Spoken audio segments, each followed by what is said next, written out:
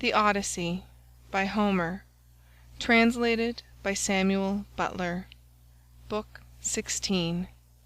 Ulysses reveals himself to Telemachus. Meanwhile Ulysses and the swineherd had lit a fire in the hut, and were getting breakfast ready at daybreak, for they had sent the men out with the pigs. When Telemachus came up, the dogs did not bark, but fawned upon him. So Ulysses, hearing the sound of feet, and noticing that the dogs did not bark, said to Eumaeus, "Eumaeus, I hear footsteps. I suppose one of your men or some one of your acquaintance is coming here, for the dogs are fawning upon him and not barking."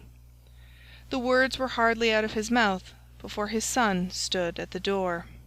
Eumaeus sprang to his feet, and the bowls in which he was mixing wine fell from his hands as he made towards his master.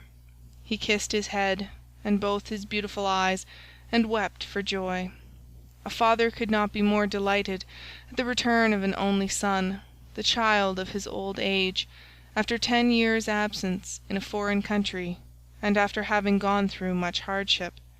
He embraced him, kissed him all over as though he had come back from the dead, and spoke fondly to him, saying, "So you are come, Telemachus, light of my eyes that you are. When I heard you had gone to Pylos, I made sure I was never going to see you any more. Come in, my dear child, and sit down, that I may have a good look at you now you are home again. It is not very often you come into the country to see us herdsmen. You stick pretty close to the town generally. I suppose you think it better to keep an eye on what the suitors are doing." "So be it, old friend," answered Telemachus, "but I am come now because I want to see you, and to learn whether my mother is still at her old home, or whether some one else has married her, so that the bed of Ulysses is without bedding and covered with cobwebs."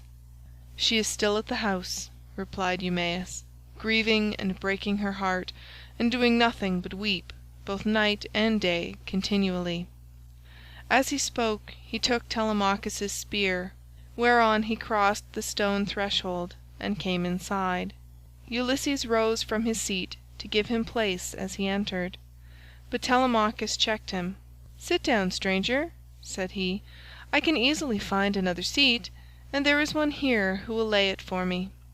Ulysses went back to his own place, and Eumaeus strewed some green brushwood on the floor, and threw a sheepskin on top of it for Telemachus to sit upon.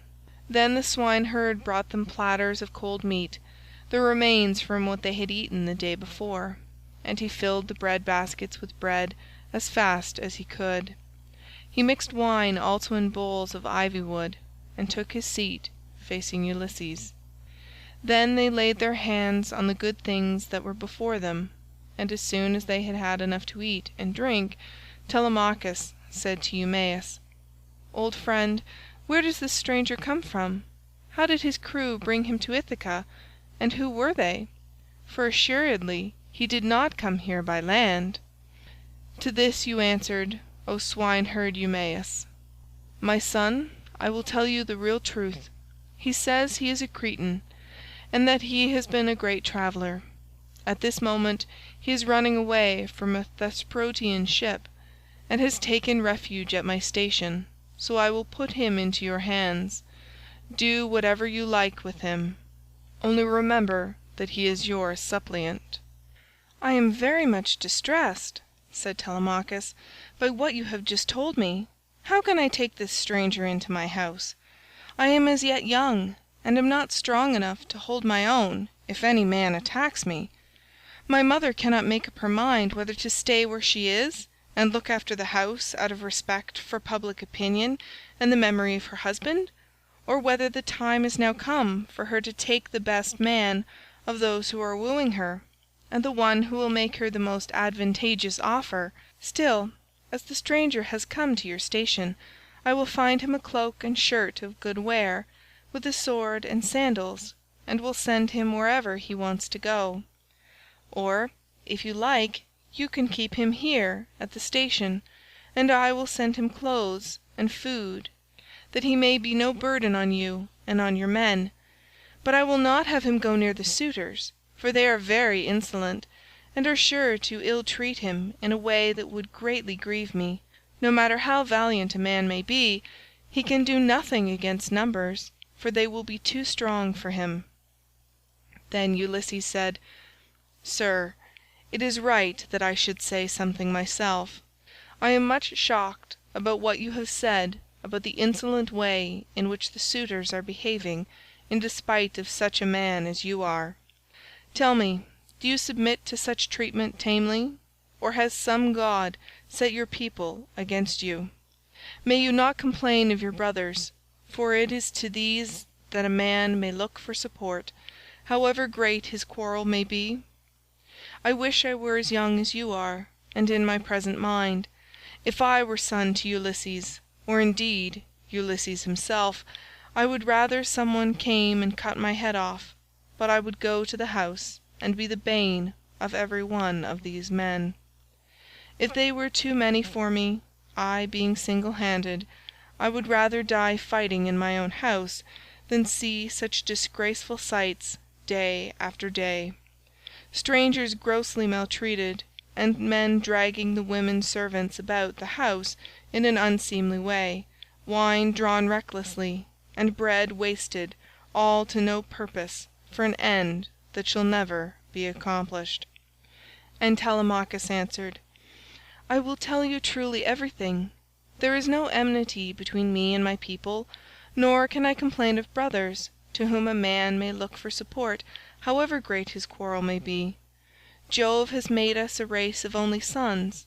Laertes was the only son of Arceisius, and Ulysses only son of Laertes. I am myself the only son of Ulysses, who left me behind him when he went away, so that I have never been of any use to him. Hence it comes that my house is in the hands of numberless marauders, for the chiefs from all the neighbouring islands, Dulichium, Same, Zacynthus, as also all the principal men of Ithaca itself, are eating at my house under the pretext of paying court to my mother, who will neither say point blank that she will not marry, nor yet bring matters to an end, so they are making havoc of my estate, and before long will do so with myself into the bargain. The issue, however, rests with heaven, but do you, old friend Eumaeus, go at once and tell Penelope that I am safe and have returned from Pylos. Tell it to herself alone, and then come back here without letting any one else know, for there are many who are plotting mischief against me." "I understand and heed you," replied Eumaeus. "You need instruct me no further, only I am going that way, say whether I had not better let poor Laertes know that you are returned. He used to superintend the work on his farm in spite of his bitter sorrow about Ulysses, and he would eat and drink at will along with his servants. But they tell me that from the day on which you set out for Pylos he has neither eaten nor drunk as he ought to do, nor does he look after his farm, but sits weeping and wasting the flesh from off his bones." "More's the pity," answered Telemachus. "I am sorry for him, but we must leave him to himself just now. If people could have everything their own way, the first thing I should choose would be the return of my father. But go and give your message, then make haste back again, and do not turn out of your way to tell Laertes. Tell my mother to send one of her women secretly with the news at once, and let him hear it from her." Thus did he urge the swineherd. Eumaeus therefore took his sandals, bound them to his feet, and started for the town. Minerva watched him well off the station, and then came up to it in the form of a woman, fair, stately, and wise. She stood against the side of the entry, and revealed herself to Ulysses, but Telemachus could not see her, and knew not that she was there, for the gods do not let themselves be seen by everybody. Ulysses saw her, and so did the dogs, for they did not bark, but went scared and whining off to the other side of the yards. She nodded her head and motioned to Ulysses with her eyebrows, whereon he left the hut and stood before her outside the main wall of the yards. Then she said to him, "Ulysses, noble son of Laertes, it is now time for you to tell your son. Do not keep him in the dark any longer, but lay your plans for the destruction of the suitors and then make for the town. I will not be long in joining you, for I am too eager for the fray." As she spoke she touched him with her golden wand. First she threw a fair, clean shirt and cloak about his shoulders, then she made him younger and of more imposing presence. She gave him back his colour, filled out his cheeks, and let his beard become dark again. Then she went away, and Ulysses came back inside the hut. His son was astounded when he saw him, and turned his eyes away for fear he might be looking upon a god. "Stranger," said he, "how suddenly you have changed from what you were a moment or two ago. You are dressed differently, and your colour is not the same. Are you some one or other of the gods that live in heaven? If so, be propitious to me till I can make you due sacrifice and offerings of wrought gold. Have mercy upon me." And Ulysses said, "I am no god. Why should you take me for one? I am your father, on whose account you grieve and suffer so much at the hands of lawless men." As he spoke he kissed his son, and a tear fell from his cheek onto the ground, for he had restrained all tears till now. But Telemachus could not yet believe that it was his father, and said, "You are not my father, but some god is flattering me with vain hopes that I may grieve the more hereafter. No mortal man could of himself contrive to do as you have been doing, and make yourself old and young at a moment's notice, unless a god were with him. A second ago you were old and all in rags, and now you are like some god come down from heaven." Ulysses answered, "Telemachus, you ought not to be so immeasurably astounded at my being really here. There is no other Ulysses who will come hereafter. Such as I am, it is I, who after long wandering and much hardship have got home in the 20th year to my own country. What you wonder at is the work of the redoubtable goddess Minerva, who does with me whatever she will, for she can do what she pleases. At one moment she makes me like a beggar, and the next I am a young man with good clothes on my back. It is an easy matter for the gods who live in heaven to make any man look either rich or poor." As he spoke he sat down, and Telemachus threw his arms about his father and wept. They were both so much moved that they cried aloud like eagles or vultures with crooked talons that have been robbed of their half-fledged young by peasants. Thus piteously did they weep, and the sun would have gone down upon their mourning, if Telemachus had not suddenly said, "In what ship, my dear father, did your crew bring you to Ithaca? Of what nation did they declare themselves to be? For you cannot have come by land." "I will tell you the truth, my son," replied Ulysses. "It was the Phaeacians who brought me here. They are great sailors, and are in the habit of giving escorts to any one who reaches their coasts. They took me over the sea while I was fast asleep, and landed me in Ithaca, after giving me many presents in bronze, gold, and raiment. These things by heaven's mercy are lying concealed in a cave, and I am now come here on the suggestion of Minerva that we may consult about killing our enemies. First, therefore, let me give a list of the suitors, with their number, that I may learn who and how many they are. I can then turn the matter over in my mind, and see whether we two can fight the whole body of them ourselves, or whether we must find others to help us." To this Telemachus answered, "Father, I have always heard of your renown, both in the field and in council, but the task you talk of is a very great one. I am awed at the mere thought of it. 2 men cannot stand against many and brave ones. There are not 10 suitors only, nor twice 10, but 10 many times over. You shall learn their number at once. There are 52 chosen youths from Dulichium, and they have 6 servants.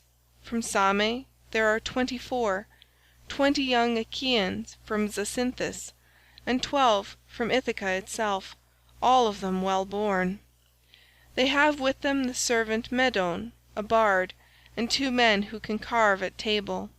If we face such numbers as this, you may have bitter cause to rue your coming and your revenge. See whether you cannot think of someone who would be willing to come and help us." "Listen to me," replied Ulysses, "and think whether Minerva and her father Jove may seem sufficient, or whether I am to try and find someone else as well." "Those whom you have named," answered Telemachus, "are a couple of good allies, for though they dwell high up among the clouds, they have power over both gods and men. These 2," continued Ulysses, "will not keep long out of the fray, when the suitors and we join the fight in my house. Now, therefore, return home early tomorrow morning, and go about among the suitors as before. Later on the swineherd will bring me to the city, disguised as a miserable old beggar. If you see them ill-treating me, steel your heart against my sufferings, even though they drag me feet foremost out of the house, or throw things at me. Look on and do nothing beyond gently trying to make them behave more reasonably. But they will not listen to you, for the day of their reckoning is at hand. Furthermore, I say, and lay my saying to your heart, when Minerva shall put it in my mind, I will nod my head to you, and on seeing me do this, you must collect all the armour that is in the house, and hide it in the strong store-room. Make some excuse when the suitors ask you why you are removing it. Say that you have taken it to be out of the way of the smoke, inasmuch as it is no longer what it was when Ulysses went away, but has become soiled and begrimed with soot. Add to this more particularly that you are afraid Jove may set them on to quarrel over their wine, and that they may do each other some harm which may disgrace both banquet and wooing, for the sight of arms sometimes tempts people to use them. But leave a sword and a spear apiece for yourself and me, and a couple ox-hide shields, so that we can snatch them up at any moment. Jove and Minerva will then soon quiet these people. There is also another matter. If you are indeed my son, and my blood runs in your veins, let no one know that Ulysses is within the house, neither Laertes, nor yet the swineherd, nor any of the servants, nor even Penelope herself. Let you and me exploit the women alone, and let us also make trial of some other of the men servants, to see who is on our side, and whose hand is against us." "Father," replied Telemachus, "you will come to know me by and by, and when you do you will find that I can keep your counsel. I do not think, however, the plan you propose will turn out well for either of us. Think it over. It will take us a long time to go the round of farms and exploit the men, and all the time the suitors will be wasting your estate with impunity and without compunction. Prove the women by all means, to see who are disloyal and who guiltless, but I am not in favour of going round and trying the men. We can attend to that later on, if you really have some sign from Jove that he will support you." Thus they did converse, and meanwhile the ship which had brought Telemachus and his crew from Pylos had reached the town of Ithaca. When they had come inside the harbour they drew the ship on to the land. Their servants came and took their armour from them, and they left all the presents at the house of Clytius. Then they sent a servant to tell Penelope that Telemachus had gone into the country, but had sent the ship to the town to prevent her from being alarmed and made unhappy. This servant and Eumaeus happened to meet when they were both on the same errand of going to tell Penelope. When they reached the house the servant stood up and said to the queen in the presence of the waiting women, "Your son, madam, is now returned from Pylos." But Eumaeus went close up to Penelope and said privately all that her son had bidden him tell her. When he had given his message he left the house with its outbuildings and went back to his pigs again. The suitors were surprised and angry at what had happened, So they went outside the great wall that ran round the outer court, and held a council near the main entrance.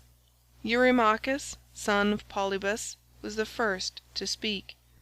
"My friends," said he, "this voyage of Telemachus's is a very serious matter.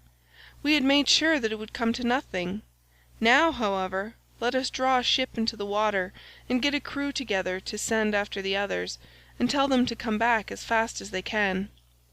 He had hardly done speaking when Amphinomus turned in his place and saw the ship inside the harbour, with the crew lowering her sails and putting by their oars. So he laughed and said to the others, "We need not send them any message, for they are here. Some god must have told them, or else they saw the ship go by, and could not overtake her." On this they rose and went to the waterside. The crew then drew the ship on shore.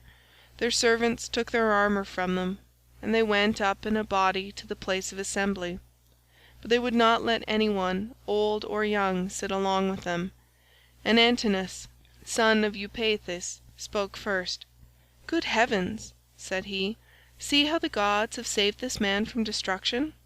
We kept a succession of scouts upon the headlands all day long, and when the sun was down we never went on shore to sleep, but waited in the ship all night till morning in the hope of capturing and killing him. But some god has conveyed him home in spite of us. Let us consider how we can make an end of him. He must not escape us. Our affair is never likely to come off while he is alive, for he is very shrewd, and public feeling is by no means all on our side. We must make haste before he can call the Achaeans in assembly. He will lose no time in doing so, for he will be furious with us, and will tell all the world how we plotted to kill him, but failed to take him.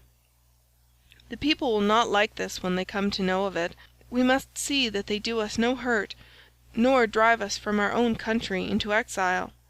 Let us try and lay hold of him, either on his farm away from the town, or on the road hither. Then we can divide up his property amongst us, and let his mother and the man who marries her have the house. If this does not please you, and you wish Telemachus to live on and hold his father's property, then we must not gather here and eat up his goods in this way, but must make our offers to Penelope, each from his own house, and she can marry the man who will give the most for her, and whose lot it is to win her." They all held their peace until Amphinomus rose to speak. He was the son of Nisus, who was the son to King Aretias, and he was foremost among all the suitors from the wheat-growing and well-grassed island of Dulichium. His conversation, moreover, was more agreeable to Penelope than that of any of the other suitors, for he was a man of good natural disposition. "My friends," said he, speaking to them plainly and in all honesty, "I am not in favour of killing Telemachus. It is a heinous thing to kill one who is of noble blood. Let us first take counsel of the gods, and if the oracles of Jove advise it, I will both help to kill him myself, and will urge everyone else to do so. But if they dissuade us, I would have you hold your hands." Thus did he speak, and his words pleased them well. So they rose forthwith and went to the house of Ulysses, where they took their accustomed seats. Then Penelope resolved that she would show herself to the suitors. She knew of the plot against Telemachus, for the servant Medon had overheard their counsels and had told her. She went down therefore to the court attended by her maidens, and when she reached the suitors she stood by one of the bearing posts supporting the roof of the cloister, holding a veil before her face, and rebuked Antinous, saying, "Antinous, insolent and wicked schemer, they say you are the best speaker and counsellor of any man of your own age in Ithaca, but you are nothing of the kind. Madman, why should you try to compass the death of Telemachus and take no heed of suppliants, whose witness is Jove himself? It is not right for you to plot thus against one another.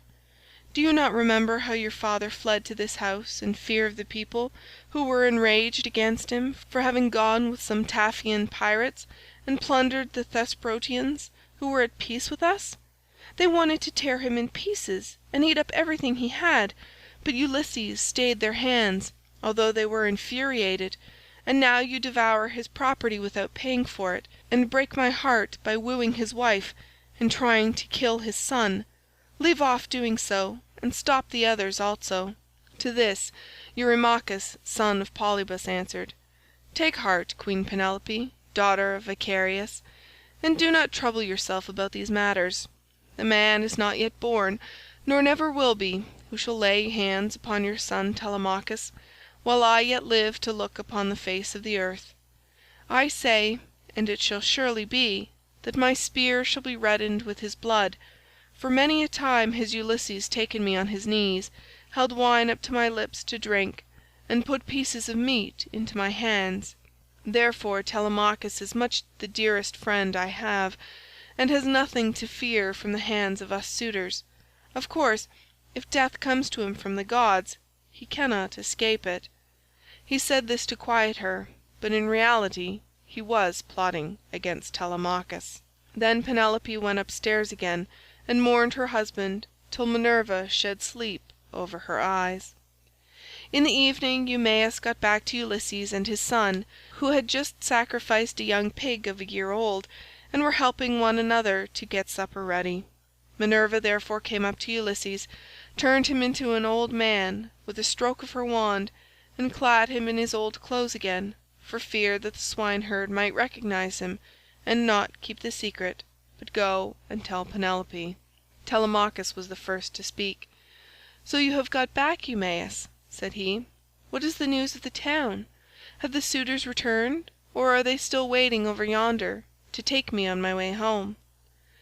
"I did not think of asking about that," replied Eumaeus, "when I was in the town. I thought I would give my message and come back as soon as I could.